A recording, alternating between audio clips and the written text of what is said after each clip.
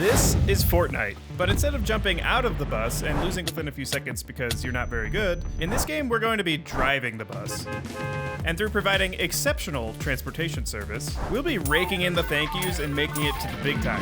Which reminds me of a terrible story. If you didn't know, in Fortnite, at the beginning of a round, players can thank the bus driver. It's just a nice, polite, cordial thing to do.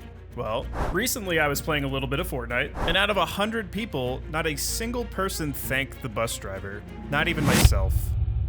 What has happened to society that we treat those who serve us so poorly? If people knew what it was like to be the bus driver, they'd empathize.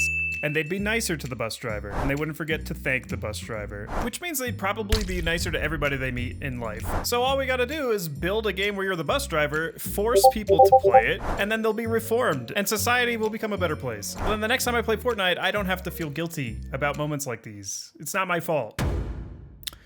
So, I started up a Unity project, which is awkward.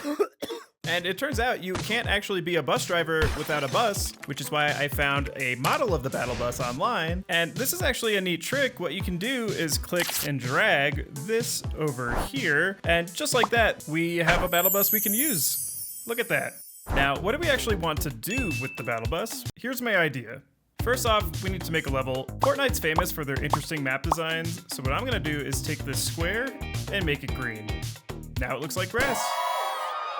Now all we have to do is hoist the battle bus high above it, and there we go, we did it. Fortnite. Taking a second to really roleplay as the bus driver here, what are we trying to do? We want to provide a premium transportation service. What do our customers want? Well, our customers want to get to where they want to be as fast as possible. So what I'm thinking is at the start of the game, what we'll do is we'll populate the entire map with a whole bunch of targets, and these targets represent drop-off points for the fighters. I want to go to Tilted Towers. And as the bus driver, it's your job to get close enough to get in proximity of these targets so that the fighters can jump out and skydive down to where they want to be. And if you do it in a timely manner, well, then you should get a thank you. That seems fair. So that's the general idea. But before we do any of that, we need to actually get this bus moving. So I quickly wrote up this script where the bus just kind of heads straight, which makes the bus float nicely across the map. But you can't actually turn it yet. And the problem here is I don't want people to be able to do full turns, because if you were able to rotate as much as you wanted to, well, then you could actually turn the bus around and you could make sure that you hit every single target on the map. So instead, what I'm gonna do is constrain it so you can never go greater than 90 degrees. And this just means you always are gonna move forward. So you have to strategically choose where you're going, but you'll never be able to turn around. So with that, the bus can now actually move across the map, which means we can now focus our efforts back onto the targets and actually getting, fighters spawning out of the bus. Our beautiful map is actually just a square. So we can actually use this and basically say, create a whole bunch of targets, as many as we want, but it has to be confined within the square. And to actually code that up is really simple. You just pick a random number and you make targets across the square. So then you end up with something that looks like this. We can move the bus around, we have targets spawning all across the map, but they don't really do anything. And now the question is, how do we know if the bus is close enough, since the bus is all the way up there and the targets are all the way down here? Well, if we look at it from a bird's eye view, we can remove the y-axis and basically then calculate, are these two things close? And if it is, we say, okay, the bus hit the target. And remember, the fighters will skydive down, so we just want to get close enough. We don't have to be exactly on top of each target. If we code up that collision detection script, we're then left with something like this, where if the bus is in range, we then delete the target. Alright, so now we can take it a step further and basically determine, is the target on the left or the right side of the bus? And depending on the outcome, we can actually spawn a fighter on the appropriate side, and then it can just skydive down onto the target. So now instead of the targets just disappearing, which is boring, we actually have these fighters flying all over the place, and it's starting to come together. At this point, I'd love to tell you that I'm happy with all the progress so far, but we have a massive problem. Because even though we're now able to provide exceptional service, we're not receiving any thank yous. And if we're not receiving any thank yous, then what are we even doing here? So the first solution to this is to add a timer. Let's say it's 10 seconds. And if you get to the drop point within 10 seconds, well, then they're gonna give you a thank you because you're so fast and quick and handsome.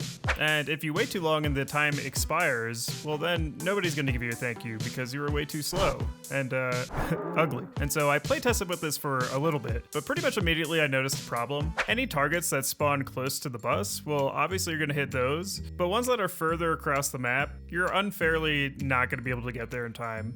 That's when I had an idea. Hear me out. What if each target had their own timer? That way, this target here up front, this has a short timer because you can get there really fast. But this one all the way in the back, well, it's gonna take you obviously longer to get there, so that should have a longer timer, and if you get there in time, then you get a nice, juicy thank you. So after implementing that and testing it, I think it actually works a lot better. Before it was heavily luck-based, this time you actually have a fighting chance to get to some of these targets in time. And when a target's timer expires, well, as a fighter, this should mean like they missed their jump and they're upset. So they're just gonna jump out of the bus and not give you a thank you, which makes total sense to do once this timer expires. But instead, I made this giant sweeper that follows the bus, and if this touches one of the targets, it makes one of the fighters jump. And I like this better just because the sweeper just, I mean, come on, they're all just jumping at the same time. It's way better. So one more really annoying thing I noticed when playtesting is it's hard to really tell what's going on. Like, you can't really see the targets. So I added these really ugly squares to every object in the game, like the targets and the bus. And then I put another camera high up in the sky, and basically I made a mini-map. So now you can actually see what's going on and where you are in relation to all the targets. When you successfully hit a target, it's gonna turn gold, and the sweeper, when that comes through, it's gonna turn them all gray. So those show the ones you missed. And this gives you a much better visual indicator of what's kind of going on as you play the game. Last thing to do is once the timer's up, you get this little score screen, and with this, we basically have the core game finished, which is great, you know, it's great. But I just can't help but feel this game's missing that little spicy something that makes it more fun. Like, time is obviously a big factor in this game. So, you know, it would help out having a boost spawn that you could run into that gives you a short speed burst.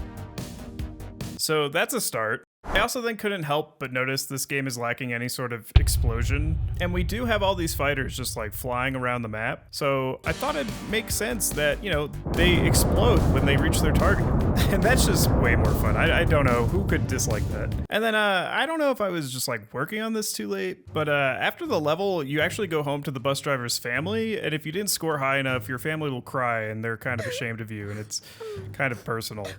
So, yeah, that's something I spent time working on. And to me, this was a good stopping point to go and convince people that they need to be nice to the bus driver. So I zipped up the game, I hosted it on itch.io, and I went ahead and started DMing this to people and getting them to play it.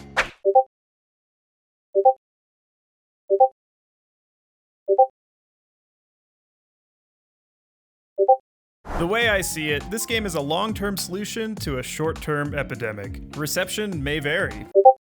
But what remains a constant is the desire for everyone to treat our battle bus drivers with the love and respect they deserve. And I know I won't give up the fight until one day we make that dream a reality.